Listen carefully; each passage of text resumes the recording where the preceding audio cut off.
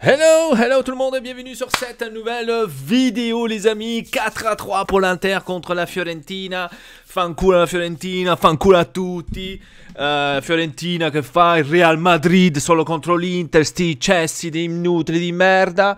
Alors on a gagné 4-3. Putain. Oh bordel. Alors là, si on n'a pas eu une crise cardiaque, tous les fans de l'Inter, alors je sais pas, hein, crise cardiaque vraiment de fou.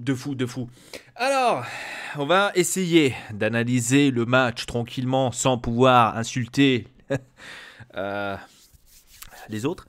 Alors, ouais, j'ai vu un match pas mal de tous les deux côtés. C'était un beau match du côté de la Fiorentina comme aussi du côté de l'Inter. Première mi-temps, je dirais qu'il y avait plus de Fiorentina que l'Inter, parce que Fiorentina, alias Real Madrid, s'est transformé avec un Ribéry qui faisait le Cristiano Ronaldo. Donc ils se transforment tous contre l'Inter, bien sûr, les équipes là. Donc la Fiorentina qui était très dangereuse tout de suite.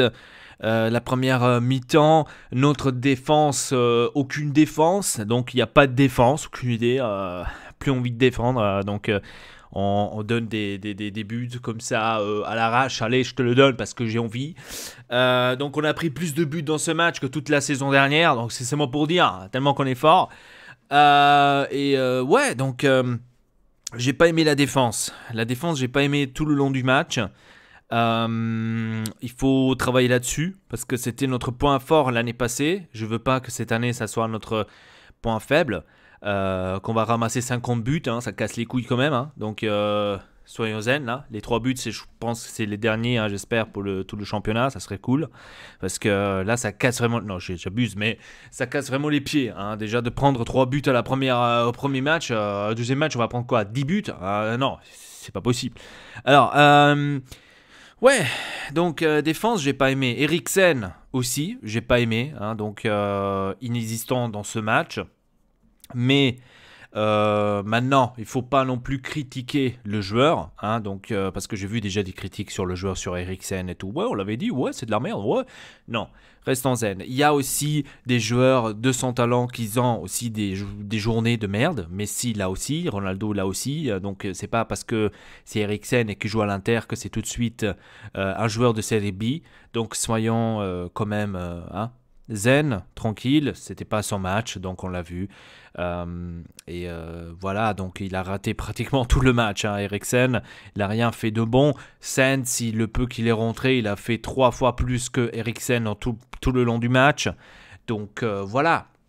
Mais comme je vous ai dit, ça peut arriver, hein, ça peut arriver que la prochaine, peut-être Sens est titulaire, et Sens qui fait la merde. Donc voilà, après c'est quoi? Sens maintenant c'est un putain de joueur, et là, le match prochain qui va rater tout, ça va être à nouveau un joueur de Serie B. Donc ça, c'est la logique de la plupart des supporters de l'Inter, malheureusement. Et voilà, donc c'était le seul point négatif, je pense. C'était Eriksen et la défense. Après, là devant, on a fait... ouais, on a bien joué, Lautaro Martinez. Il a bien fait ce match. Lukaku aussi de son côté, il a raté énormément de balles, il a raté énormément de buts aussi. Mais bon, le gardien de but devient Julio César contre l'Inter, hein, comme d'hab, hein, les gardiens de but deviennent des légendes dès qu'ils jouent contre l'Inter. Mais bon, de ça on est habitué. Même sur le 3-2, il va la chercher même avec la main. Donc imaginez-vous, c'est une légende ce gardien. Donc prochain match de la Fiorentina, ils vont se prendre 6 buts 0. Et donc là, tu te dis, mais comment 4 Sifa contre l'Inter, ils jouent le Real Madrid, ils sont très forts, le gardien ne fait pas passer pratiquement une balle. Et là, contre les Benevento, ils vont perdre 10-0. Donc c'est seulement pour dire. Ça, c'est des trucs qui m'énervent dans ce championnat. C'est quand les petites équipes de merde qui viennent contre l'Inter, ils jouent comme des dieux, ils jouent contre une équipe de merde, là, de 4e catégorie, bah, ils se prennent 10 buts. Et moi, ça, c'est des trucs qui m'énervent dans le foot. Mais bon, la logique. Parce que là, normalement, la Fiorentina, maintenant, devrait battre tout le monde, là. Le niveau ils ont joué hier contre l'Inter, ils devraient battre tout le monde, là. Toutes les petites merdes, là, ils devaient tous les battre. Mais non, ils n'arrivent pas. Ils vont perdre contre une petite équipe, contre le Parme. Allez, tiens, fou, toi. Bon, on essaie de pas s'énerver, mais ça, déjà, le premier match, ça m'énerve, déjà. C'est abusé. Premier match, déjà, on commence à avoir une crise cardiaque, là. Donc, ouais, deuxième mi-temps, c'est un peu plus réveillé. Les changements d'Antonio Conte, moi, faites-les pas. Oh, celui-là, il me casse les couilles, hein, c'est pas possible. Ces changements, il est fait à la 90e bientôt. C'est pas possible, c'est pas possible. Même problème que l'année passée. Hein, le même problème que l'année passée, des changements trop tardifs. Eriksen, on le voyait déjà depuis les premiers 45 minutes qu'il n'était pas existant. Cazzo, cambia. Deuxième mi-temps, cambia, cazzo. C'hai Sensi, c'hai Nangolan, c'hai Vidal, c'hai Gesù Cristo, c'hai Maria. Et tu le laisses encore, ce putain d'enculé sur le terrain. Tu vois qu'il ne sait pas jouer, c'est pas son match. Oh, ça m'énerve, ça m'énerve. Ça m'énerve, ça m'énerve. On va rester zen parce que là, ça m'énerve. Voilà. Bref. Et ça, c'est des trucs qui m'énervent déjà. Tu vois, premier match là, déjà. Faut se calmer là. Parce que maintenant, il n'y a pas d'excuse maintenant. On a 50 millions de joueurs au milieu de terrain. Tu peux pas me dire que tu peux pas faire un changement à la 45e minute. Tu mets Vidal et tu as changé le match. Non. Non. Après, quand il y a eu justement les changements, Sanchez est rentré, Sensi est rentré, Vidal est rentré, Nainggolan est rentré, eh ben le match il a totalement changé. Eh ben oui, c'est normal. C'est normal, tu mets des champions. Eh ben c'est normal que ça change. C'est logique. Hein.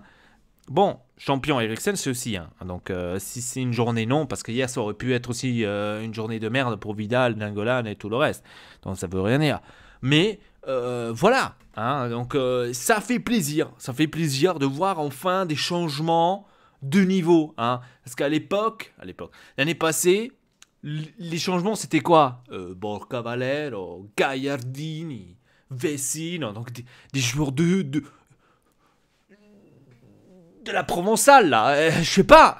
Donc là, on a fait quand même des changements. Sanchez, Nainggolan, Vidal. Donc tu vois, voilà, hein, c'est beaucoup mieux. On sent le goût, le ragoût, il est mieux. Hein.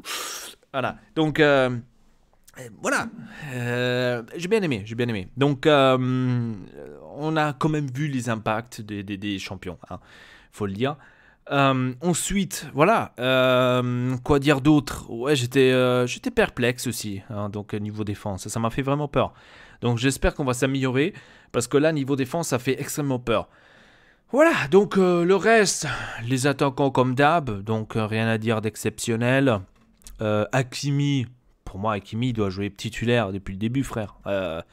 Non, quand écoute, poste à drogue, mais Hakimi doit jouer absolument, titulaire, hein, à fond, titulaire. Parce que là, c'est pas possible. Hein, c'est pas possible. Et Sanchez aussi. Hein. Mais le problème chez Sanchez, on l'avait vu aussi l'année passée. Le problème chez Sanchez, s'il joue titulaire, c'est pas la même chose que quand il rentre à la 70e minute. C'est bizarre quand même.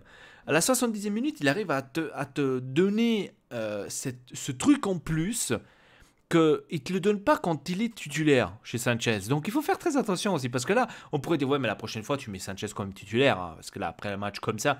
Non, après, ça se peut que la prochaine fois, on va jouer contre Benevento, je crois.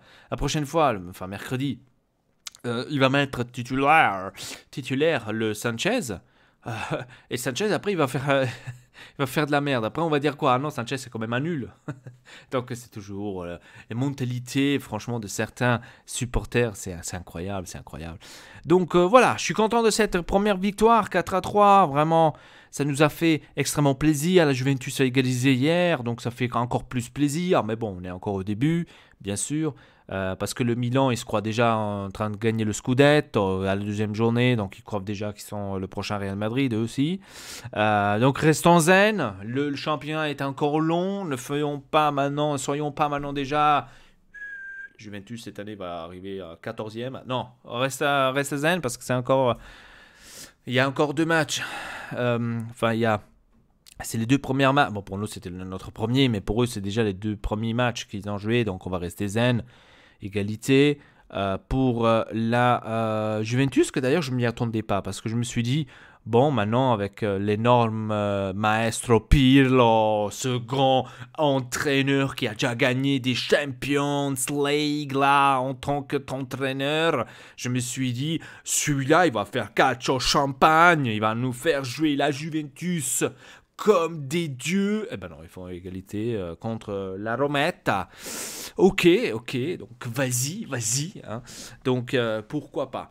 Voilà, donc je suis content d'un côté, hein. Toujours quand en fait la Juventus fait une égalité ou perd, je suis toujours content parce que c'est toujours Dieu qui les nique, donc c'est toujours bien.